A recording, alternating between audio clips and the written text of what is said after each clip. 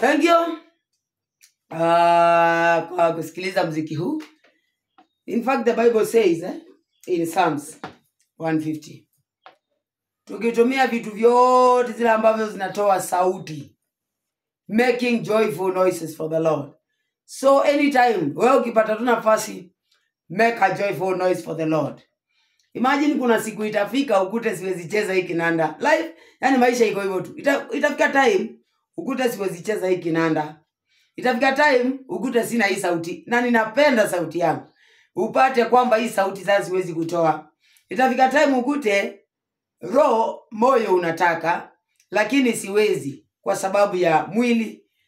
Mwili muda utafika tu. Hata kama niko young saa hii, I know a time is coming. Hata wewe itafika time kile kipaji Mungu amekupa upate kwamba uwezi kukitumia kwa sababu ambazo haziwezi kuepukika. So once uko na hiyo nafasi, si umtumikie Mungu tu, si umuimbie Mungu tu, si umwabudu Mungu tu. Ukipata hata nafasi ya kwenda kanisani, enda. Kuna time itafika ukute roho na moyo na mwili unataka lakini huwezi fika, huwezi fanya. Sasa kwa sababu leo uko na chance, si ufanye, si ubarikiwe. Mungu si akubariki sana kwa sababu ya kila wakati kukubali kuweza kusikiliza mambo ambayo ninafanya hapa. It is for the glory of God.